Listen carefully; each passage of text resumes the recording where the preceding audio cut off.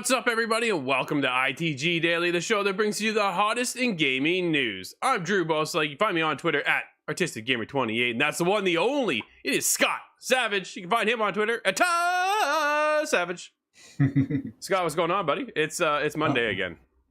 We've got you back in the driver's seat, and I feel calm already. That's home sweet home, buddy. Home sweet home. It's nice to be back, dude. We got one heck of a show. Before we get there, everybody can be joining us live over on twitch.tv/theofficialITG, as well as YouTube at Inside the Game Official. But you can't join us live, hit us up later. InsideTheGame.ca, podcast services and TV streaming networks around the globe. Dude, come up on today's show. If rumors are true, this could mean the end of E3 once and for all. Yikes. PlayStation. Oh, dude, that's not a good thing. PlayStation fans are expecting a state of play announcement in early February, and GDC may surprise you with their NFT survey. Dude, we got some good topics. I'm excited for today's show. There's a lot on the go. Are you ready? Oh, I'm ready to get started. I'm looking forward to some of these topics a little bit more than others. Yes, I know which ones. Let's get going in the rumors that E3 digital only may canceled as well. This one comes from David over at PSU. E3 has functioned in its traditional way since 2019. After not having an E3 at all in 2020, a lackluster digital version of the event was held in 2021. Dude, that was a fiasco. I'm going to be honest right there. I was a part of that event, and it was weird. It was really weird. Yeah. Up until now, it seemed like the plan for 2022 was once again to move forward with the digital event. According to the industry insider Jeff Grubb, however, that may not be the case anymore. In fact, we might not have an E3 at all this year, or perhaps ever again. On his TikTok account, Grubb spoke about E3, first clarifying that the cancellation of the physical event before saying the digital event is probably also canceled. It's not clear as to why the digital event would be canceled. E3 has already been on its last legs for a long time, with the prompt and flair of the massive trade show / convention being the glue that held it all together. Now that the glue is unavailable to the ESA and the publisher is opting to create their own digital presentations, it wouldn't be a shock if E3, as we knew it, was no longer anymore. Scott, that's the biggest thing for me. We now see a big shift with actually Jeff Keighley taking over with the Summer Games Fest and the Game Awards and kind of being the go-to presentation. And E3, dude, is becoming a thing of the past. What are your thoughts, Scott? I think this is interesting because it's a case of Jeff Keighley killed it too well. He killed it so good with the Summer Games Fest that it makes E3 almost redundant. That's really weird to say. So I'm not quite sure. It could be debated at length, but yeah, man, I'm sad to see E3 go, and if it is indeed off forever, I'm never gonna have an aspect of it. No, I wanted to go there, be there in person one day since I was 12 years old, I think. The best part about E3, Scott, was that everybody came together at once, right? It wasn't just a separate event here and then a separate event over there. Like, now we get State of Play, right? Xbox is going to hold their own presentation. They do it now outside of E3, but in the E3 window, right? EA's off doing their own thing. You get the Nintendo Direct. They do their own thing. Dude, we've seen this now kind of coming for years in the past that over the fewer years, E3 has really dwindled down. And I think what really kind of put the nail in the coffin was the pandemic. I think that really foreclosed the future of E3. And that's where we're going to see now is dude, we don't need an E3. I think that's really what it comes down to. Why would you want to share that, mind share on that particular day with your competitor? Right? That's what's been happening. That's why you saw all of a sudden Bethesda move to the weekend. You saw EA move to the weekend. You saw Xbox kick off on Monday, but you always saw PlayStation end it off. Well, now that would allow them, PlayStation, to be, we're the last conference until the following day. So what's the last conference on your mind that day? It was PlayStation. That's no longer the concern, or that matter, a fact of actual presentations being there to even worry about. We saw, as we said, PlayStation transition to a state of play completely, keeping the mind share to themselves. for that day, for that week, whatever it was, right? Until another presentation comes up. What's the last one you saw? Like, it's not E3. E3 doesn't matter anymore. It definitely makes sense in terms of individual companies and trying to be competitive. Yeah. Because, like you say, the mind share is everything. Nintendo has their whole day, and they've done kind of things in a competitive space. And Sure. so it makes sense that each one has their own presentation, and they may be able to put on a better one in that kind of space. But you miss that cross pollination that happens. You know, all these Sony fans will know that there's a state of play. They'll tune in to watch that, and they'll be excited. Yeah. No one's going to take that away from them. That's great, but you're missing the kind of secondary crowd that gets caught up in it. People like myself who weren't following PlayStation for a very long time, and then would, you know, oh, what's this? And That's get caught up in the hype as well. You know, I never actually even thought of that, Scott. I think you have a very good point there. And they do lose captivating somebody else that isn't there to arrive on State of Play Day, right? When State of Play comes, dude, I can't wait. I'm going to watch. We're going to talk about that coming up here in the next little bit. But when that State of Play is announced, dude, I'm in. I'm a PlayStation fan. So yeah, I'm going to watch that, right? Xbox announces their conference. I'm going to watch that one. Right? Like E3, dude, E3 for me was a global day event. Like, it was like, oh yeah, sit back. I got the whole day. Let's watch what's going to happen. What announcements are going to come out of this overall day? And even then, we got extended into Tuesday would be Nintendo, I think it was. And then you had Ubisoft on Monday. Like, there's just so many boom, boom, boom, good heavy hitters. We even saw Ubisoft as of late take off and go into their own direction too, having a Ubi Connect or whatever they're doing, right? Like, right. There's so many people now, or companies, looking to just turn this around, and it really does have me worried. Then what does the future of E3 look like? And it doesn't look very good at all. Again, we saw 2020 not have E3 whatsoever. Last year was not the greatest E3, man. It was, if you look at Jeff Keighley's production, even in a digital space only, the dude crushed it. And then you get E3, which is supposed to be technically at this time bigger than Jeff Keighley, right? You would think E3 would be the be all end all kind of thing. We do have Gamescom, which is still a conference, which is still going. We'll see what that looks like this year, right? With the pandemic still lingering around. That's the biggest worry, is the future of conferences now, Scott. Are they necessary? Do we even bother with them? And I think to some degree, yeah. How do you mingle? Like, this is, for a media standpoint, for ourselves, to go to some of these conferences is a huge milestone for us to be there, to meet individuals, to catch up with old friends and things. It's just a different atmosphere. If you bring everybody into one place who are pumped, just ecstatic about that day for that particular reason, because everybody has the same, mindset and common interests at heart, dude, that's a big thing to kind of take. But if you all move it now to digital and all at home, you lose that connection, right? Yeah, well, it makes me wonder if this is just a piece of time that's going to be lost as we move forward. And the pandemic might be the catalyst, but we're seeing a lot of things just disappear. Boardroom meetings don't happen in the same way they used to for That's fair. the last 100 years. Now we're all on webcams talking. I worry that E3 is just going to be left in the dust, but have that's normal. I think it is, honestly. At this point, I think this is just the new norm, and that's just the way it's going to go. Gravitating. How long have they been running E3 for? It must be more than 20 years. Oh, absolutely. I'm thinking closer to 25, 30. So somewhere in around there, right? Like, E3 has been around now you got me. Now I got to do. I got to take a look. It may be 2000, but again, I think that's too short. Yeah. I don't know. We'll see. 95. 95. Okay. Yep. So it's definitely been around a long time.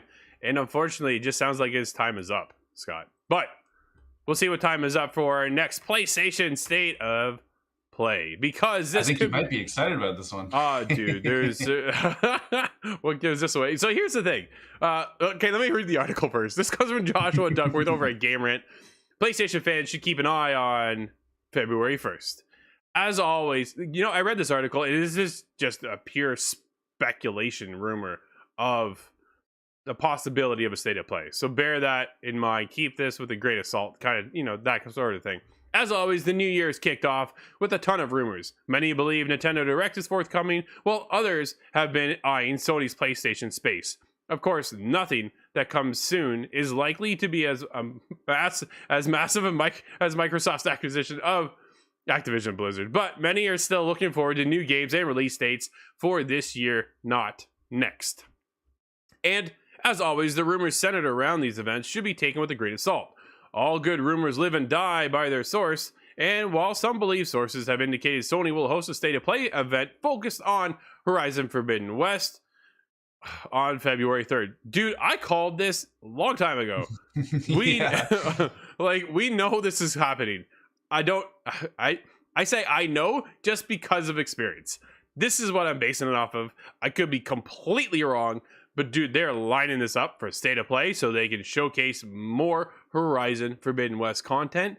And we've been talking about Horizon content now. Just be getting, we've been getting trickles and trickles of more information, game trailers, this, that, and the other. Dude, I just want the game. Just give me the game, Scott. Give it to me. The VR experience too. I think they might show off a little bit more of that if I had to guess. Yeah. Because they've shown so much about Forbidden West already. Absolutely. I think that's the biggest thing. Now moving forward into February. And okay, let me continue on here. It's still best to keep expectations in check. However, for anyone who have been keeping up with State of Plays, there's another major component to this rumor. Timing. Last year, every State of Play event took place on a Thursday except one. This means that anyone who is creating fake leaks for State of Play knows to use a Thursday, but it does go a little further than that. When considering if this is a pattern or not, the only State of Play to not take place on Thursday, the October 2021 State of Play, can be removed from that pool. Dude, that's the one we have on screen right now. Remember watching that one? That was a weird State of Play. We were all just kind of like, what are we watching? This State of Play. Yeah, I'm looking at it again even right now. And this kart racer, okay. But yeah. This State of Play caused some online debate about the branding of State of Plays, as it largely focused on smaller indie games. Indie lovers, of course, cherished it, but many were expecting bigger games. That's not the real catcher, though. Counting the mainline State of Play events, February, April, May, July, every single one of them was revealed on the Tuesday beforehand, except one. For some reason or another, the State of Play was announced on that Monday. This creates a reasonable pattern. If that State of Play happening on any given week, it's most likely to be announced on that Tuesday. So expect a Tuesday announcement of a State of Play to be on the Thursday, February 3rd. So February 1st, Scott, we'll be keeping our ears to the ground, expecting a State of Play. What do you expect to see? What would you like to see? Well, I'm not sure if it would completely make sense in the space, but we haven't seen or heard anything about Final Fantasy 16 in forever. Yeah. So if Square happens to take a little piece of that, I hope it shows something about that. Even just confirm to me that there is indeed a team working on it. That's good enough for me.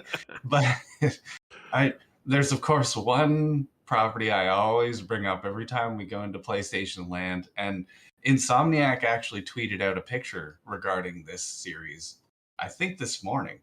Really? Resistance. I really want there to be a new Resistance message of any sort. Even if they're going to HDify the old trilogy, that's good enough for me.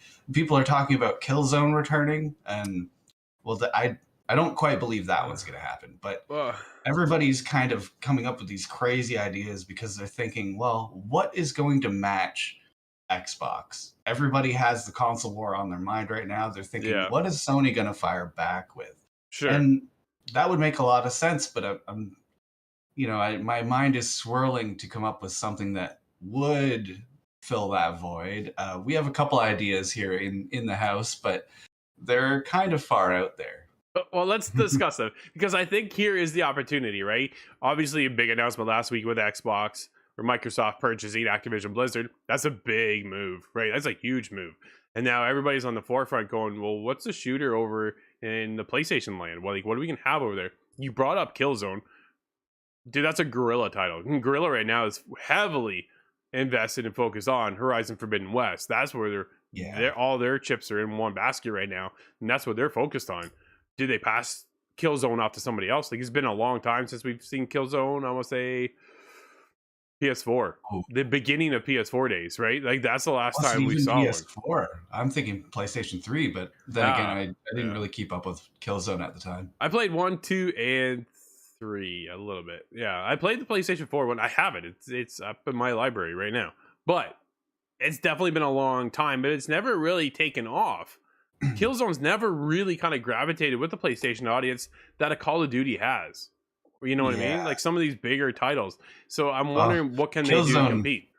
Killzone fell on its own sword with that fake trailer. Yeah, that one That hurt I big think time. that really just killed it, and Yeah, that's so unfortunate because there was a lot of really cool things. As much as I liked to hate on the franchise at the time, sure. I recognize that there was a lot of really cool things, and Yep. well, there may be a void in shooters in the future, so that makes a lot of sense. Do you think SOCOM will ever come back? Well, there are rumblings of a SOCOM. That's the other side of it too, right? I remember picking up I want to say, oh, dude, it was a PS2. It was a PS2, and it had a headset you had to buy with it, and it was like the coolest thing. You actually, send out commands, voice commands, and it would Oh, tell that's really your characters what to do, right? Your AI companions, and then they'd set out to do their certain things. You had to nail the command, dude. It wasn't just an easy conversation, cool. but it was still, an innovation of its time. It was super cool to see something like that come around, and maybe that is where they bring it back. But getting back into the state of play, yeah, I think we're gonna have a heavy focus on Horizon Forbidden West. But Scott, you mentioned this just the other day. What if they announce their Game Pass like experience and then go, oh, by the way, Horizon Forbidden West is launching on it day and date, Yeah. right? Oh, that would be That's a heavy just swing. that. Oh yeah, that would be like a tectonic reply to the Blizzard Activision. Unless PlayStation is gonna, you know, tit for tat and buy EA or something silly like that. I don't think I so. I can't imagine there being many other options. Everybody's been talking about this Game Pass alternative Yeah, in theory land for months now. yeah, But exactly. this would be an interesting time to bring that up. It would be a fantastic time, right? Will they give us a sneak peek of God of War Ragnarok? Will they give us a look into PlayStation VR 2? I think that's a good time right now as well. You touched on it at CES this year, just a couple months ago, a month ago. So why not bring us more information on PlayStation VR sequel with the PSVR 2? I think that'd be Well, a great move. they're gonna need to take over headlines again. Yeah. And I think that will benefit them a lot. So I really hope they come out with something that they, not a promise that they can't make, but I want to see something. If you have any tricks in the sleeve, I think now's the time to pull it out. I wonder if they had the state of play already envisioned, and then Microsoft announced this purchase, and then they went back to the drawing board to rethink their game plan. I'm going, okay, we need to maybe reveal a couple things here, right? Kind of get some of that mind Mm. share back a little bit. But there's been a lot of mind share going on in the world of NFTs. Scott, new state of the industry report reveals nearly 75% of devs surveyed aren't interested in NFTs. This comes from Wesley LeBlanc over at Game Informer.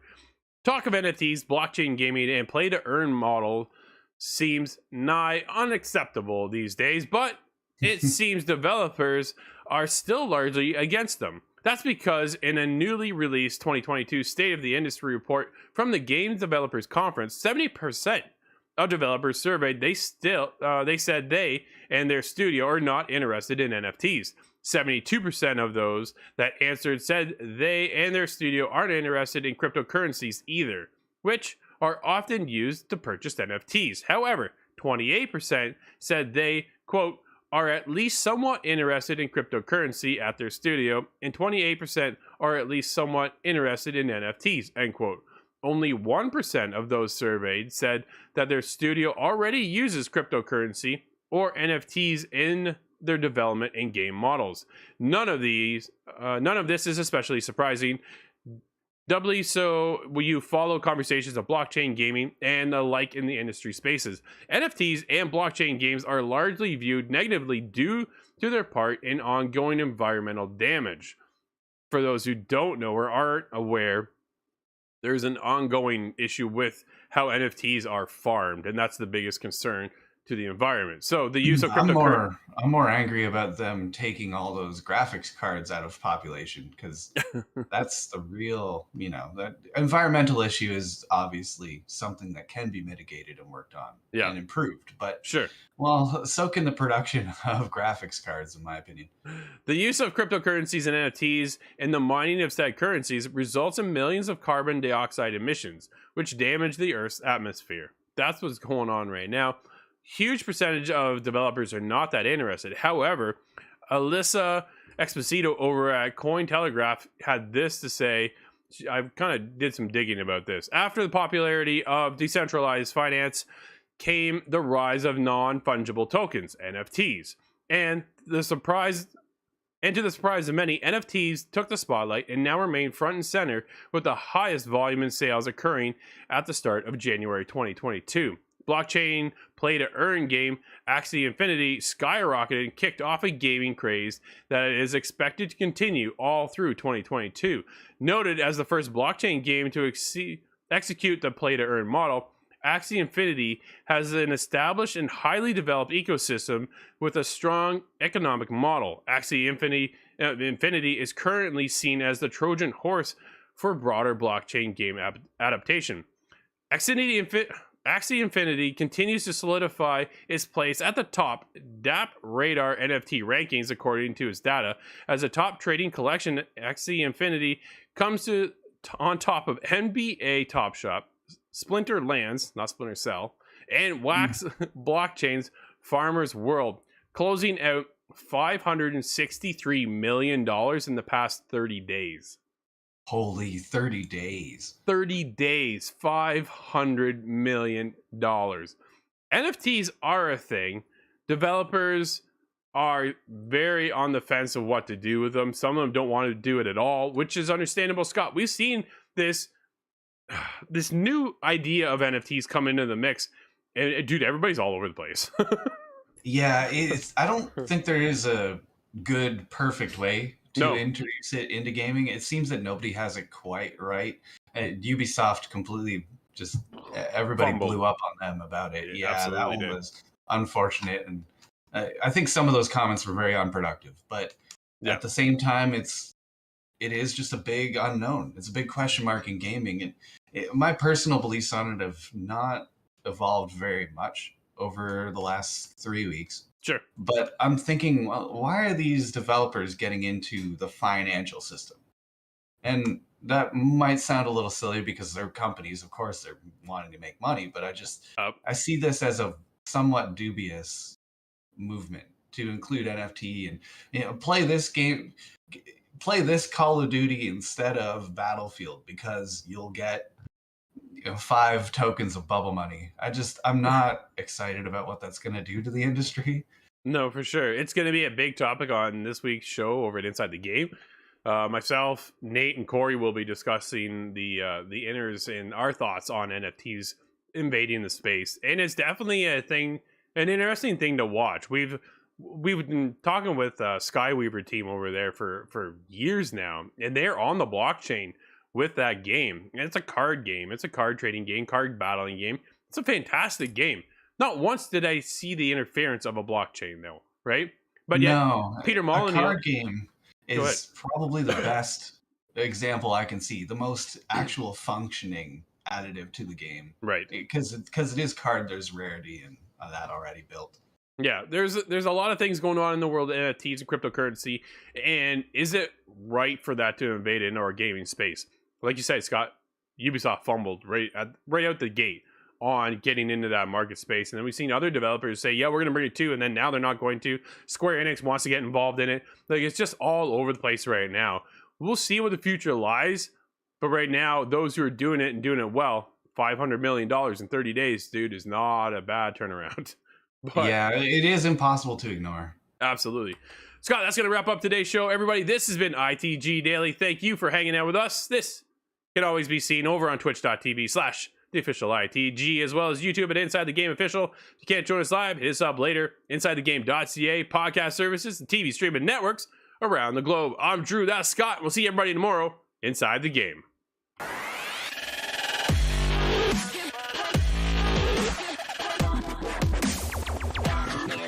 it.